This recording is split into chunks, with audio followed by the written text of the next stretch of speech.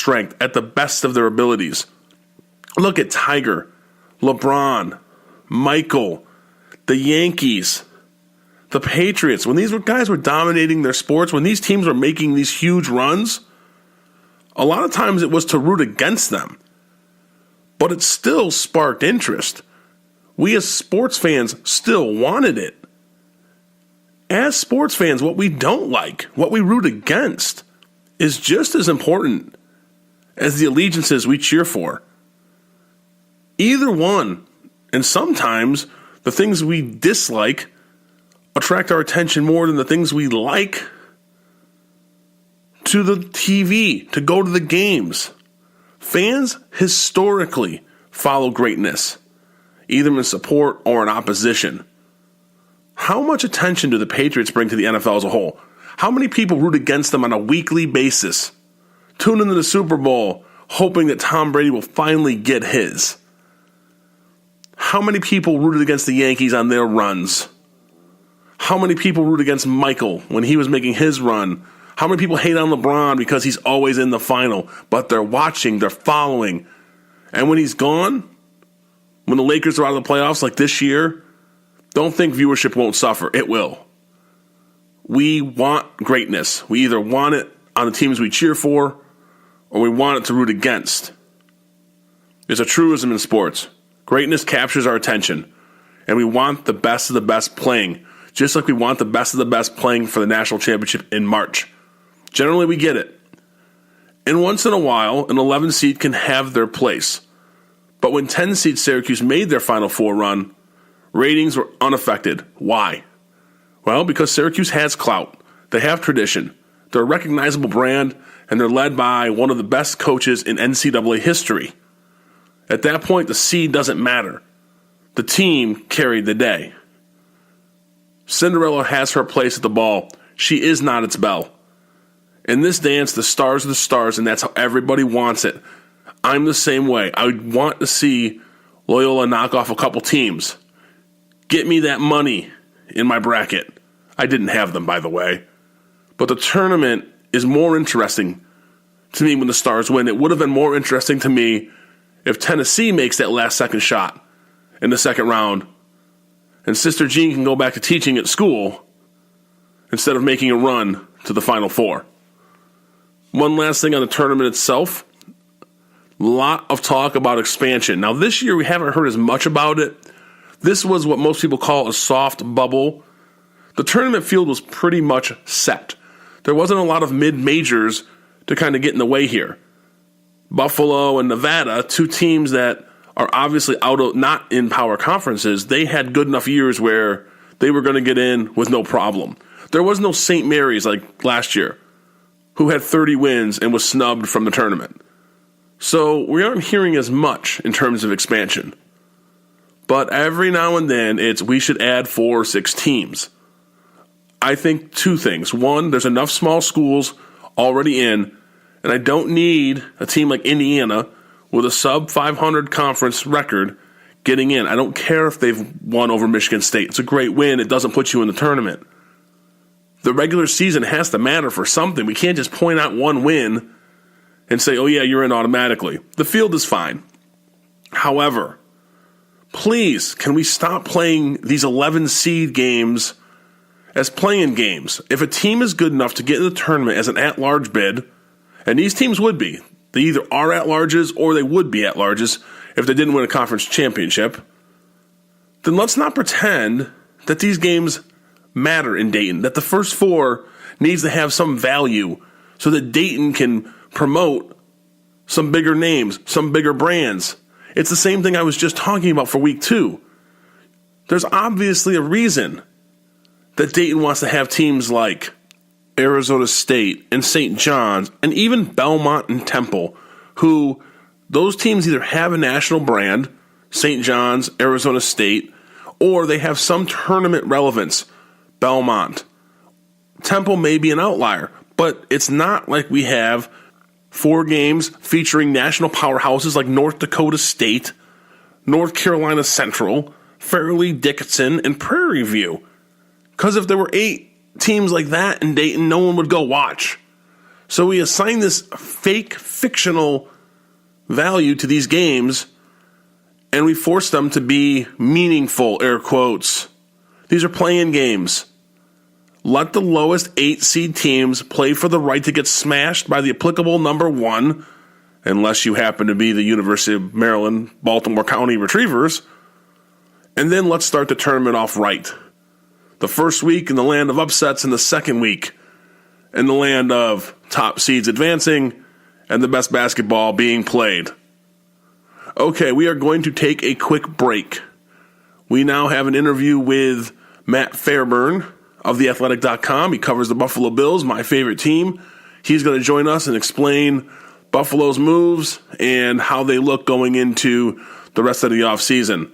This is Cinder Block Sports. I am your host, John O'Donnell, and we will be right back.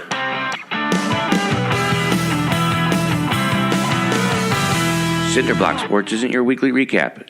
It's about host John O'Donnell's view on the week in sports, including interviews with interesting personalities, John's opinions on topics that you may have missed, and entertainment through analysis of the sports we love. Now, from the Dream Big Studios, here's John O'Donnell.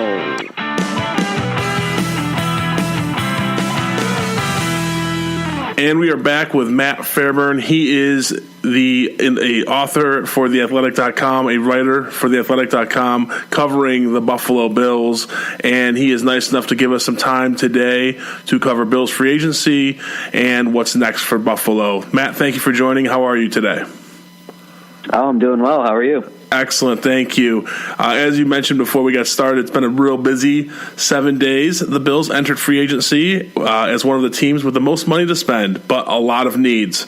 How do you think they did in addressing those needs, and what was your favorite move that they made during free agency?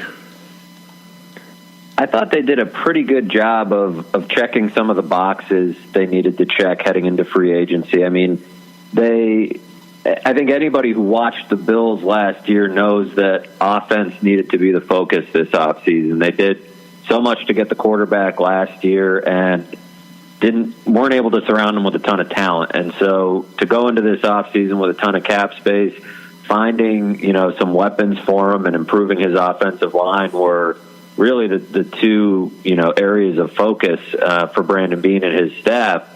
I thought the best move they made was signing Mitch Morse as the center. Earlier this offseason, I wrote a story about the importance of center play. And, Brandon Beane had mentioned then how it's easier to sleep at night if you have a veteran in that role. And that's why he extended Eric Wood when he did. And obviously he had to retire. And that left him in a bad spot at that position last year. So obviously the money for Mitch Morse it's a lot. He's the highest paid center in the league, but it was such an area of need, and I think it's kind of the glue that can hold the rest of the offensive line together. They added John Feliciano, Ty and Seke as well, two, kind of hidden gems on the free agent market at guard and tackle, and so those should help, fill in. But I think Mitch Morse is really the guy that can be the leader of the group. He can, be sort of the spokesperson for the offense, and he should really be able to help Josh Allen along. So I think that was, it seems like that was priority one for them. He was very high up on their board, and they did a lot, to make sure he came to Buffalo. And I think it's going to be a perfect fit. I hope so. As you mentioned, that offensive line, in my opinion, was one of the reasons Josh Allen really didn't develop too much as a passer, only because he was running for his life pretty much all the time. So hopefully he's no longer having to do that and can run when he wants to, which is also a lot. Another question, you kind of mentioned it with Morse, and I think maybe also with Cole Beasley, it seems that the Bills have maybe paid a little bit more than market value for some of these guys. And sometimes I think that's because Buffalo has to pay a bit of a premium compared to other contending teams. Do you think they paid a little bit more than some of these guys were worth, if you will, on the market? Or is this just a new market as we saw really salaries skyrocket all over the board? Yeah, it's hard to say too much that, I don't know that they paid a Buffalo tax, so to speak. I think this is a free agency tax. I think you have to overpay in some cases to land these guys. I know it's not a huge secret. You know, Brandon Beane today in his press conference was pretty animated in talking about how the idea that, you know, Buffalo has this bad reputation and it's the worst place to play in the league, you know, pissed him off because he knows it's not the case, and he knows players that come in to Buffalo know that's not the case. But I do think there is,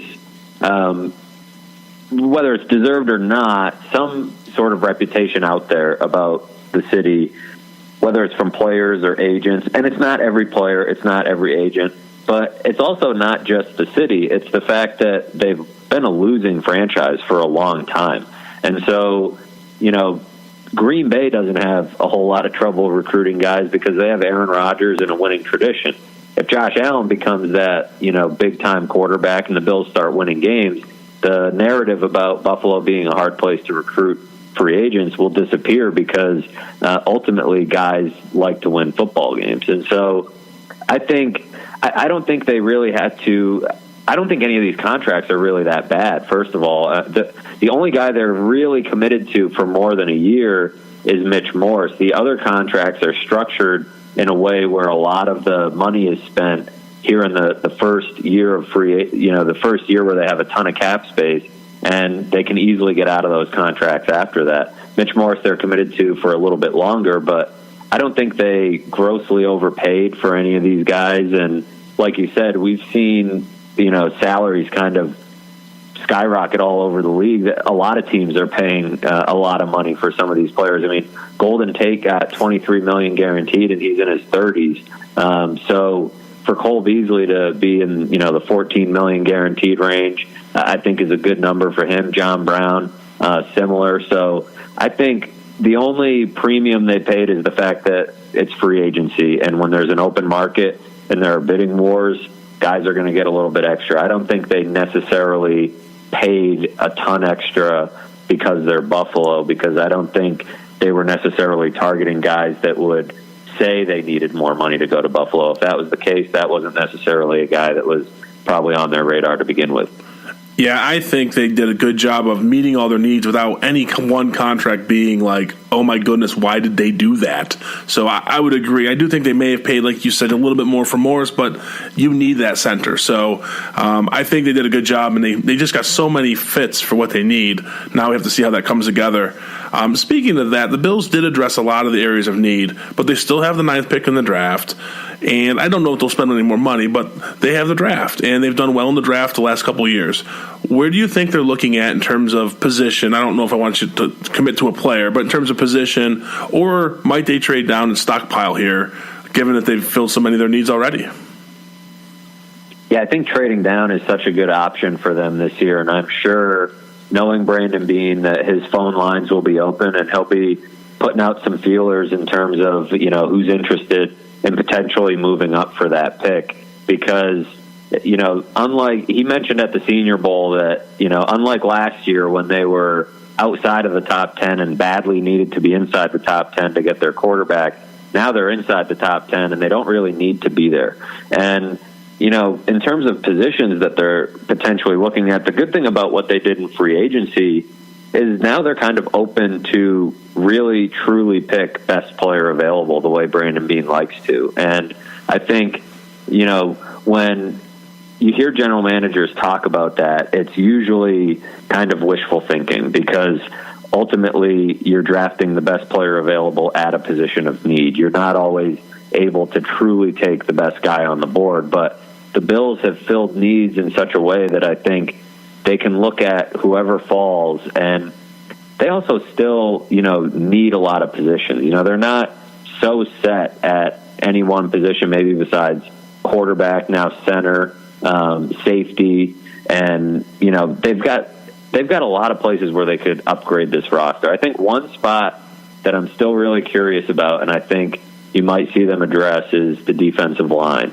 If they stay put at number 9, or even if they move down, you know, either an edge rusher. We saw them rumored to be in on quite a few of those guys, Trey Flowers, maybe Frank Clark, who got the franchise tag in Seattle. I think an edge rusher for after, you know, Jerry Hughes and Shaq Lawson are in the final year of their deals, after they move on, or if they they aren't retained, they're going to need an edge rusher. And I think, the other spot is 3 technique defensive tackle. They brought back Jordan